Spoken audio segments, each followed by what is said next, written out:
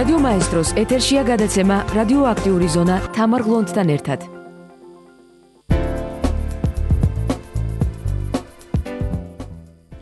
მოგესალმებით, უსმენთ რადიო მაესტროს ეთერშია გადაცემა რადიოაქტიური ზონა. სტუდიაში მუშაობს თამარ გლონტი და მოკლედ გაგაცნობთ დღის მთავარ თემებს. მაესტროს კრედიტორთა კრება გაჩეჩილაძეების შუამდგომლობის საფუძველზე გადაიდო. მოსამართლე ლაშა ქოჩიაშვილის განჩინების მიხედვით კრება ლევან გაჩეჩილაძის დირექტორად დარეგისტრირებამდე არ გაიმართება. ბაია გადაბაძისა და მაკა ასათიანის მხარე ითხოვდა, რომ კრება ჩატარებულიყო ბაია გადაბაძის დირექტორობის პირობებში, თუმცა კრება მოსამართლის გადაწყვეტილებით 15 მარტს ჩატარდება და მაესტროს და ზოგადად მედიის თემა იქნება გადაცემის პირველი ნაწილის თემა. მას შეაფასებენ მედია ექსპერტი, ჟურნალისტი ია ანთაძე და საზოგადოებრივი კომუნიკაციების მართვის სპეციალისტი არჩილ გამზარდია, თუმცა სანამ ისინი შემოგვიერთდებოდნენ სატელეფონო ხაზზე, მე მანამდე გაგაცნობთ დღის სხვა თემებს. მაესტროს დირექტორის ბაია გადაბაძის შეფასებით დღეს საქალაქო სასამართლოში იყო ერთ ხმაში მომღერალი სამი სუბიექტის სასამართლო, იუსტიციის სამინისტრო და გაჩეჩილაძეების მხარე. აღნიშნული შეფასება ბაია გადაბაძემ საქალაქო სასამართლოში კრედიტორთა კრების დასრულების შემდეგ პროცესების შეფასებისას განაცხადა. როგორც ბაია გადაბაძემ ჟურნალისტებთან საუბარში აღნიშნა, მოსამართლე ლაშა ქოჩიაშვილის მიერ მიღებული გადაწყვეტილება, რომელიც ეხება მაესტროს კრედიტორთა კრების გადადებას, ვიდრე ლევან გაჩეჩილაძის დირექტორად დარეგისტრირება არ მოხდება სამარცხვინოა. მაესტროს მოქმედი დირექტორის თქმით, ის დავის სამართლებრივად გაგრძელებას აპირებს.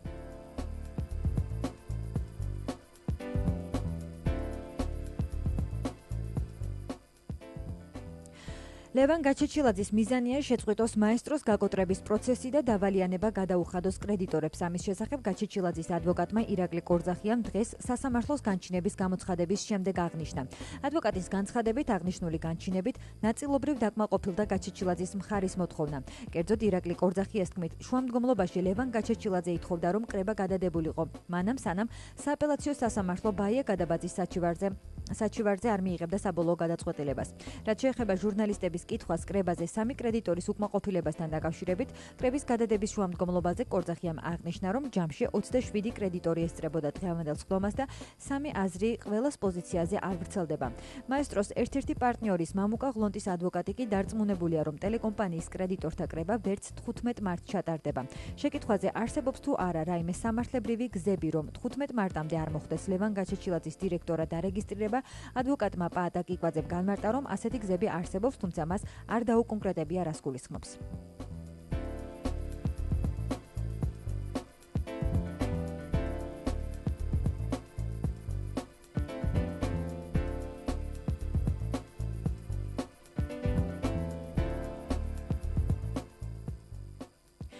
იუსტიციის უმაღლესი საბჭო მოსამართლეთა ტესტების შესაძლო გამჟღავნებასთან დაკავშირებით მოკვლევის შედეგებს პროკურატურაში გადააგზავნის. აღნიშნული გადაწყვეტილება იუსტიციის უმაღლესმა საბჭომ დღევანდელ სხდომაზე მიიღო, სადაც ლევან მურუსიძემ საბჭოს წევრებს მის მიერ წარმოებული მოკვლევის შედეგები გააცნო. როგორც მურუსიძემ ჟურნალისტებს განუცხადა, მოხდა ტესტებისა და კაზუსების სავარაუდო გაჟონვა. შესაბამისად, მასალები გადაიგზავნება პროკურატურაში. საბჭოს წევრებს თეორიულადაც არ ქონიათ შეხება ტექსტებთან და კაზუსებთან. ისინი მზად არიან პროკურატურასთან თანამშრომლობისთვის და პროკურატურის დაინტერესების შემთხვევაში ნებისმიერ კითხვას პასუხს გასცემენ, განაცხადა მურუსიძემ.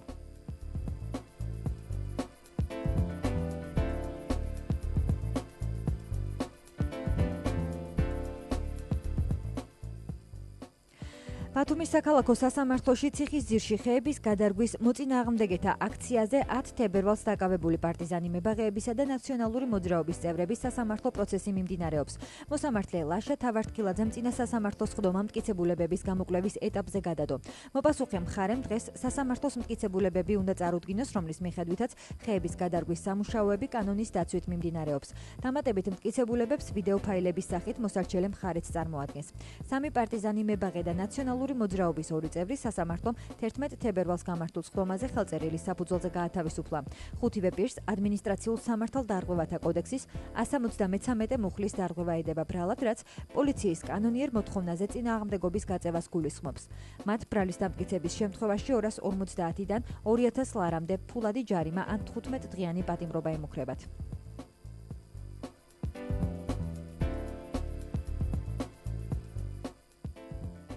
ქმრისა და შვილის მკვლელობაში ბრალდებული მაგდა პაპიძის და ლანა პაპიძე აცხადებს, რომ მის დას ტყიური არასდროს უწარმოებია. როგორც ლანა პაპიძე აცხადებს, გამოძიება ჩიხშია შესული. მისივე თქმით, ტყიურში არსებული ჩანაწერების კალიგრაფია მისი დის კალიგრაფიას არ გავს. მთავარი პროკურატურის ინფორმაციით, ქმრისა და შვილის მკვლელობაში ბრალდებული მაგდა პაპიძის საქმეში ერთ-ერთ მთავარ მტკიცებულებას თავად ბრალდებულის ტყიური წარმოადგენს. როგორც უწყების მიერ გავრცელებულ განცხადებაშია ნათქვამი, პაპიძის ტყიურში არსებული ჩანაწერები ადასტურებს, რომ ბრალდებულს მეუღლისა და შვილის მკვლელობა წინასწარ ჰქონდა დაგეგმილი. პროკურატურა სახლიდან ამოღებულ ტყიურში არსებულ ჩანაწერებსაც ასაჯაროებს.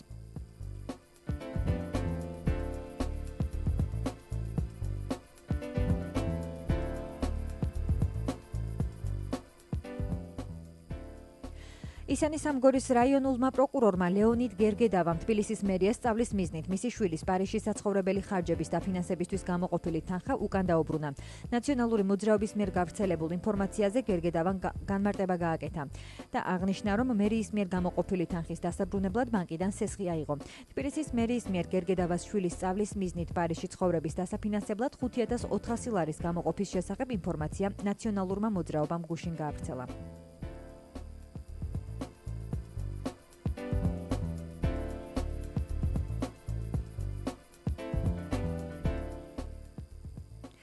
მარიხუანის დეკრიმინალიზაციასთან დაკავშირებით ქუთაისში პარლამენტის შენობის წინ აქცია მიმდინარეობს. მარიხუანის დეკრიმინალიზაციის მომხრეების განცხადებით, პარლამენტმა შესაბამის კანონზე დადებითი გადაწყვეტილება უნდა მიიღოს და მარიხუანას მიღებისთვის ადამიანის სასჯელს არ უნდა იხდიდეს.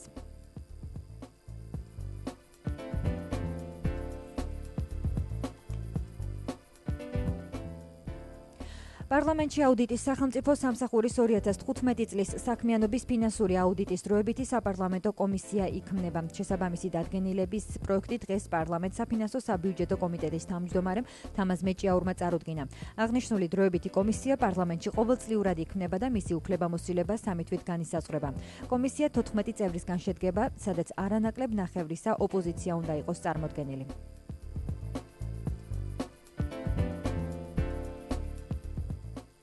თავდაცვის მინისტრის მიმართ ბრალდებები აბსოლუტურად მიუღებელია და ჩირკს სხებს არაერთ პარტიას, არამედ მთლიანად მთავრობას. ამის შესახებ საქართველოს პრემიერ-მინისტრმა გიორგი კვირიკაშვილმა მთავრობის დღევანდელ სხდომაზე განაცხადა. მან თანაგუნდელებს მოუწოდა თუ რაიმე კითხვები აქვთ სხვა ფორმატში განიხილონ. გიორგი კვირიკაშვილის აზრით, კოალიციის დაშლის შესახებ სალაპარაკო არ უნდა მიეცეთ იმ ადამიანებს, ვისაც ეს უხარიათ. დეპუტატი ზურაბ ტყემალაძე პრემიერ-მინისტრ გიორგი კვირიკაშვილის მიერ გაკეთებულ განცხადებებს არ იზიარებს და ამ თემას გადაცემის უკვე მეორე ნაწილში დაუბრუნდებით და განვითარებულ მოვლენებს ჩვენს ეთერში ექსპერტი სოსო ცისკარიშვილი შეაფასებს, თუმცა მანამდე სატელეფონო ხაზზე შემოგვიერთდა მედია ექსპერტი ჟურნალისტი ია ანტაძე. მოგესალმებით, მადლობა იმისთვის, რომ პასუხობთ ჩვენ შეკითხვებს. მოგესალმებით და მივესალმებით თქვენს მსმენელებს. ქალბატონია, პირველ რიგში საინტერესოა, როგორ აფასებთ მედიის მიმართულებით მდგომარეობას საქართველოში. ბოლო პერიოდში გამოქვეყნებული საერთაშორისო კვლევებიც რომ განვიხილოთ, იგივე იყო Human Rights Watch, იყო Freedom House, იყო ევროკომისიის დასკვნა, საუბარი იყო, რომ ამ კუთხით ქვეყანაში ашკარად საჭიროა ვითარების გაუმჯობესება, თუმცა ამ პრობლემებზე ღიად არ საუბრობენ ხელისუფლებაში და ამბობენ, რომ არც რუსთავიორის გარშემო განვითარებულ მოვლენებში, არც მაესტროს გარშემო განვითარებულ მოვლენებში ხელისუფლება არ ერევა და ეს არის კერძო დავები. როგორია თქვენი პოზიცია? რა მდგომარეობაა მედიის გარშემო საქართველოში? ესე იგი, იმისთვის რომ შევაფასოთ ზოგადად მედიის თავისუფლების ხარისხი, უნდა დავეყრდნოთ იმ კრიტერიუმებს, რასაც ეყრდნობა მთელს მსოფლიოში ასეთ შეფასებები, ხო? პირველ რიგში არის ძალიან მნიშვნელოვანი საკანონმდებლო ბაზა როგორია, იმიტომ რომ თუ საკანონმდებლო ბაზა არ ვარგა დაარჩენზე შემდეგ ყველაფერზე საუბარი ზედმეტია, მედია ვერ იქნება თავისუფალი, თუ კანონი არ უჭერს მას მხარს. საქართველოში საბედნიერო და ამ მხრივ ძალიან კარგი მდგომარეობა გვაქვს, იმიტომ რომ ძირითადი კანონმდებლობა სიტყვის და გამოხატვის თავისუფლების შესახებ სწორედ არის მედიის და გამოხატვის თავისუფლების მხარდამჭერი. რაც შეეხება სხვა კრიტერიუმს, ეს არის იმის შესაძლებლობა, რომ მედია იყოს პლურალისტური, ანუ ადამიანებს ჰქონდეთ საშუალება, რომ მიიღონ ინფორმაცია სხვადასხვა წყაროდან და სხვადასხვა პოლიტიკური გემოვნების თუ სხვადასხვა პოლიტიკური პლატფორმის მქონე ადამიანების მხრიდან მიიღონ ინფორმაცია. საქართველოში ესეც არის უზრუნველყოფილი, იმიტომ რომ ეხლა ჩვენ ვიცით ციფრული მაუწყებლობის პირობებში ვართ ჩვენც როგორც მედიის წარმომადგენლები და როგორც მაყურებლები, არ აქვს ამას მნიშვნელობა, უკვე ნებისმიერ ადამიანს და ნებისმიერ კომპანიას, ვისაც კი აქვს სურვილი, რომ გაავრცელოს მაუწყებლობა, თუ კი აქვს ამის შესაძლებლობა, ფინანსური პრობლემა უკვე აღარ არსებობს, იმიტომ რომ ყველა შეუძლია კონდეს ინტერნეტული ტელევიზია, ან ტელევიზია უბრალოდ რომელიც ტელევიზორებში შეიძლება ნახო. ვიცით რომ არსებობს ერთ-ერთი ძალიან მარტივი პროცედურები იმისთვის, რომ შენ კონდეს მაუწყებლობა და მეორე მხრივ არსებობს ეს ციფრული მაუწყებლობა გამტარები, რომლებსაც შეუძლიათ რომ ძალიან ბევრი ტელევიზიის კონტენტი მიაწოდონ საქართველოს მოსახლეობას ნებისმიერ წერტილში. ამ მხრივ მდგომარეობა ასევე ძალიან კარგია. რაც შეეხება პრაქტიკას და ერევა თუ არა ხელისუფლება მედიის საქმეში. აი ეს პირველი ორი პირობა რაც გვაქვს ჩვენ ფაქტობრივად უზრუნველყოფს იმას, რომ მედია იყოს დიდწილად დაცული, მაგრამ საქართველოში მედია ხშირად და ტელევიზიები თითქმის ყოველთვის არის პოლიტიკური იარაღი, ან ვთქვათ ბიზნესსახურავი, რომელიმე ბიზნესისთვის. სამწუხაროდ საქართველოში არ არის თავისუფალი ფული, რომელიც მოხმარდებოდა აბსოლუტურად თავისუფალ და პოლიტიკური ინტერესებისგან გამიჯნულ ტელევიზიებს. ამიტომ როცა ხდება მფლობელების შეცვლა, თქვა საკონტროლო პაკეტის გადანაცვლება ერთი ხელიდან მეორეში, ცხადია ყოველთვის ხდება ლეგიტიმური ეჭვები, რომ ხომ არ არის ეს ხელისუფლების ინტერესი. ეს არის ამ შემთხვევაში და მიუხედავად იმისა, რომ უშუალოდ აი ხელისუფლების ხელი ვერ აღმოაჩინა ვერავინ თქვა დოკუმენტურად თუნდაც მაესტროს საქმეში, მაინც ეჭვები სულ ჩნდება, იმიტომ რომ არის ვინმე ბატონი რუხაძე, რომელიც არის დაძრო უზარმაზარი ფული გადაიხადოს, ფული ასესხოს, ასე ვთქვათ, ახალ მფლობელებს, მაგრამ ეს ფული რაში იდება სინამდვილეში ჩვენ არ ვიცით ჯერ და ბევრი კითხვა იმასთან დაკავშირებით, აი ბატონი რუხაძე მაგალითად პირადად რატო არის ამით დაინტერესებული და რატო არის მზად რომ ამ კონკრეტულ მომენტში ეს ფული ჩადოს მაესტროს განვითარებაში. აქვს თუ არა მას პოლიტიკური ინტერესები, აქვს თუ არა მას ბიზნეს ინტერესები და რა სანამ ამ კითხვას პასუხი არ გაიცემა, ეჭვი სულ იქნება, რომ თქვათ ბუნებრივი არ არის ის პროცესი, რაც მაესტროში მიმდინარეობს. დანარჩენი არაფერ კონკრეტული თქმა არაფერს არ შემიძლია, თუმცა გარემო მედიისთვის დღეს ცუდი არ არის ნამდვილად. აი სასამართლოს გადაწყვეტილებებს როგორ აფასებთ დღეს მაგალითად სასამართლოს და მოსამართლეებს ღიად დასდეს ბრალი იმაში, რომ ისინი შესაძლოა იყვნენ პოლიტიკური ინტერესების გამტარებლები და ამაზე ბაია გადაბაძემაც ისაუბრა და აღნიშნა, რომ უმოკლეს ვადებში ხდება გადაწყვეტილებების მიღება და სხვათა შორის ამ თემაზე იურისტებმაც გააკეთეს კომენტარი და ბევრმა მათგანმა აღნიშნა, რომ ასეთ მოკლე ვადაში გადაწყვეტილებების მიღება მათ პრაქტიკაში არ ყოფილა. სასამართლოს მხარეს როგორ აფასებთ ამ შემთხვევაში? აი საქმე ის არის, რომ როდესაც იყო რუსთაველის შემთხვევა, მე მაშინ დავწერე, რომ ჩემთვის პირადად ეს იყო არა ის кейსი, რომელიც მე რამეს მეუბნებოდა მედიაზე, არამედ იყო ის кейსი, რომელიც მე მეუბნებოდა ბევრ რამეს ძალიან ცუდს და საგანგაშოს სასამართლო სისტემაზე. მაშინაც გადაწყვეტილებები როგორც საერთო სასამართლოებში, ასევე საკონსტიტუციო სასამართლოში ჩემი პირადი აზრით იყო პოლიტიკურად მოტივირებული და ეხლაც რა თქმა უნდა არ გამოვრიცხავ, რომ სასამართლოს გადაწყვეტილებები იყოს პოლიტიკურად მოტივირებული. მე ვფიქრობ, რომ სასამართლო დღეს არის ყველაზე სუსტი რგოლი სახელმწიფო სისტემაში და არ ვიცი რა ეშველება ამ რგოლს, მაგრამ აი საგანგაშო სიგნალები ყველა მხრიდან მოდის სასამართლოს, რა ვიცი, ყველა ინსტანციიდან და ალბათ ერთი თავი ძალისხმევა, რაც ჩვენ როგორც საზოგადოება უნდა გავწიოთ, არის სწორედ ის, რომ სასამართლოში შეიცვალოს სიტუაცია და ჩვენ გვქონდეს სასამართლო, რომელსაც ვენდობით. და ვენდობით პირველ რიგში სწორედ იმ მხრივ, რომ პოლიტიკურად მოტივირებულ გადაწყვეტილებებს აღებულობს სასამართლო. აი მხარეების ქმედებებში თუ გიჩნდებათ კითხვის ნიშნები, საქმის მხარეებს გულისხმობ, იგივე გაჩეჩილაძეების მხარეს, იგივე მაკასეთენის მხარეს. რა თქმა უნდა, კითხვები არის, პასუხები არ არის. რა თქმა უნდა, ჟურნალისტები ცდილობენ, რომ მათ ჩაიხედონ ამ პროცესში და რაც უფრო მეტ ინფორმაციას ვღებულობთ, მით უფრო მეტი კითხვა ჩნდება. არ ვიცი, მე მაგალითად რა ვიცი, დღემდე ბევრი რამე ვერ გავარკვე, მაგრამ უკვე აღარც ვცდილობ, რომ ნიუანსებში ჩავიდე, იმიტომ რომ საჯარო ინფორმაცია არ არსებობს ისეთი, რომელიც ვთქვათ მოინდომებდა ყველა კითხვაზე პასუხს გაგცემს და ამიტომ უბრალოდ ველოდები პროცესის განვითარებას და ველოდები შედეგს. გასაგებია, მადლობა იმისთვის, რომ პასუხობდით ჩვენ შეკითხვებს. მე რადიო მაესტროს მსმენელს შევახსენებ, რომ პირდაპირ ეთერში საუბრობდა ჟურნალისტი, მედია ექსპერტი ია ანთაძე. ჩვენ კი რამდენიმე წუთში შემოგვიერთდება არჩილ გამზარდია, საზოგადოებრივი კომუნიკაციების მართვის სპეციალისტი, რომელიც ასევე ისაუბრებს საქართველოში მედიის კუთხით არსებულ ვითარებაზე და მანამდე მე გაგაცნობთ ამ თემის გარშემო განვითარებულ მოვლენებს და ინფორმაციებს კიდევ ერთი ფორსირებული პროცესი და ისევ მედიის წინააღმდეგ მაესტროს საქმეს სააპელაციო სასამართლოშია გადაგზავნილი. აქ არაფერი სხვა არ იკვეთება, თუ არა ხელისუფლების ჩართულობა. ასე აფასებს ტელეკომპანიის გენერალური დირექტორი საქალაქო სასამართლოს გადაწყვეტილებას, რომლის თანახმადაც პირველმა ინსტანციამ არ გააუქმა კრების ოქმი ბაია გადაბაძის თანამდებობიდან გადაყენების შესახებ. გადაბაძე ვარაუდობს, რომ ხვალ სააპელაციო სასამართლო უკვე ლევან გაჩეჩილაძის სასარგებლოდ გამოიტანს გადაწყვეტილებას, საქალაქო სასამართლოს გადაწყვეტილებას საეჭვოდ მიაჩნია მაკა ასათიანის ადვოკატსაც. გიორგი გვენეტაძე საქმეში პოლიტიკურ ინტერესებს ხედავს.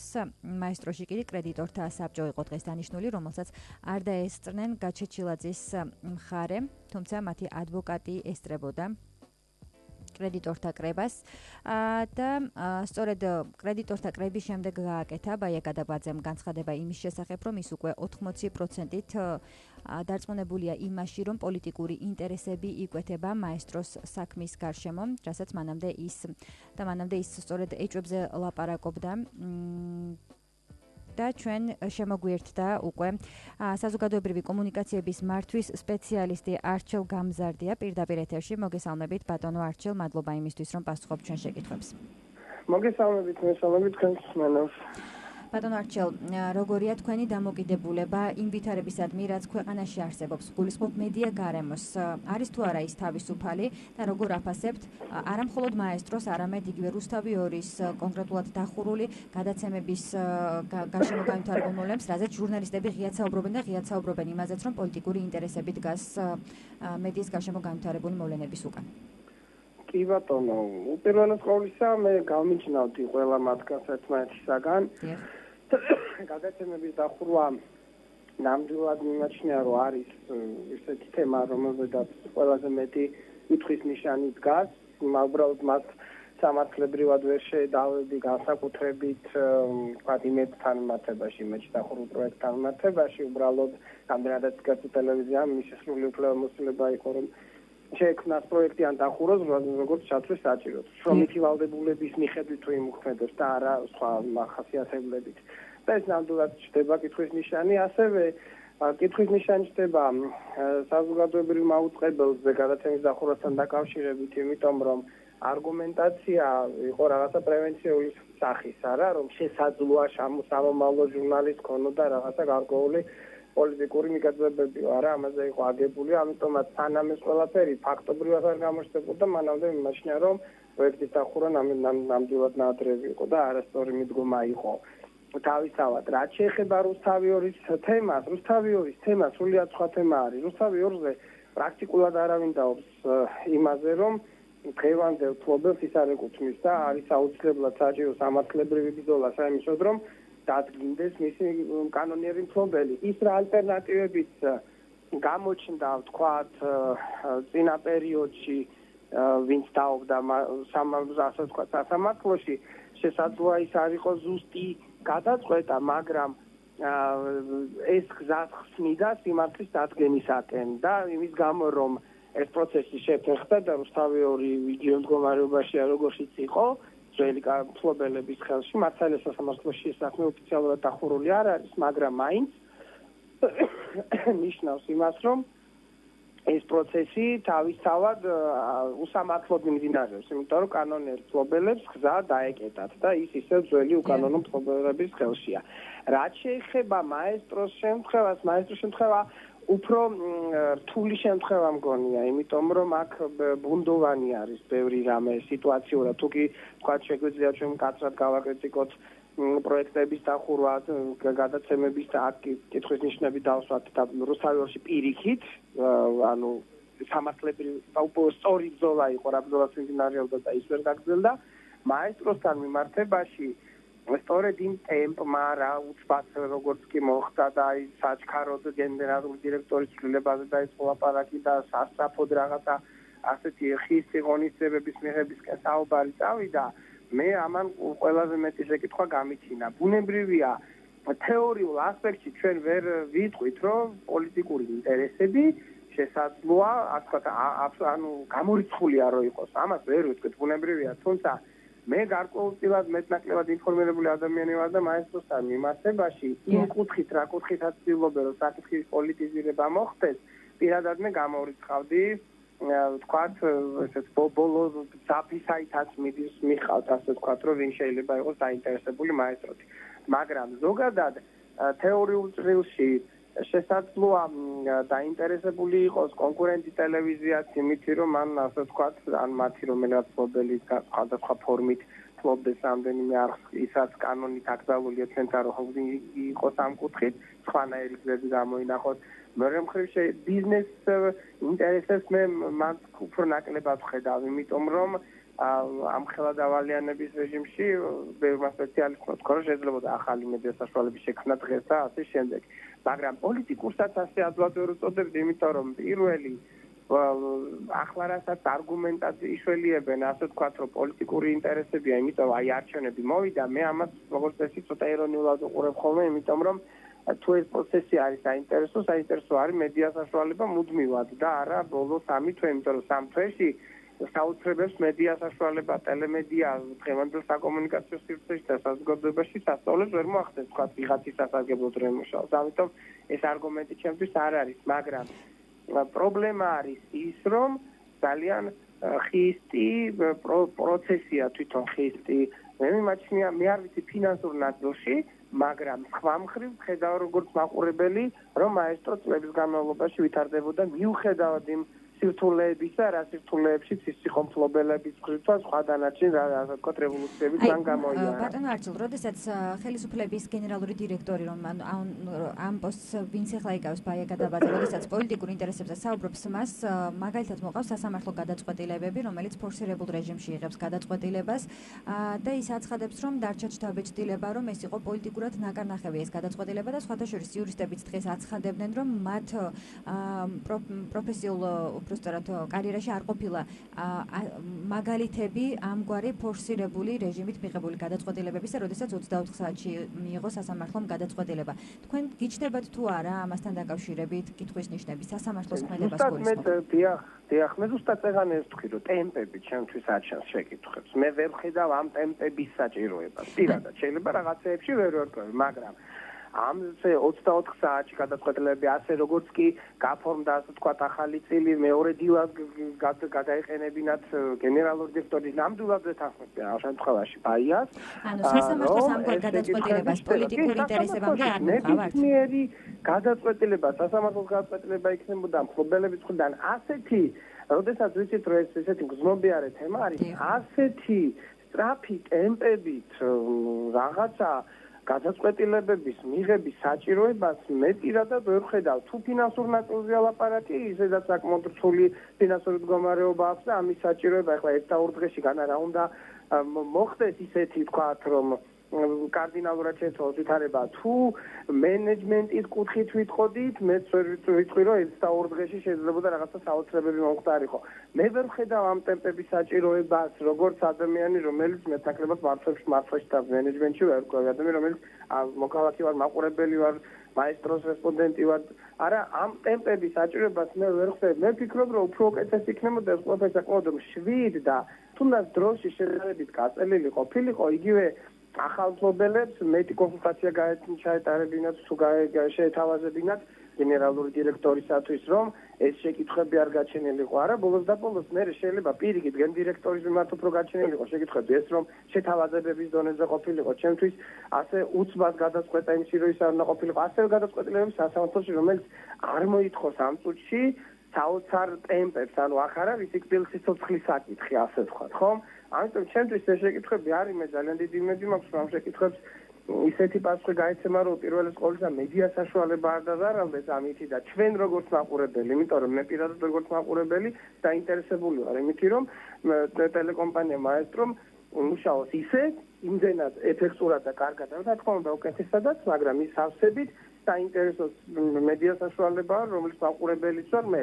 მათ შორის როგორც მაყურებელსაც ეს უფლებები გამაჩნია მედია საშუალებასთან მიმართებაში და სურვილები.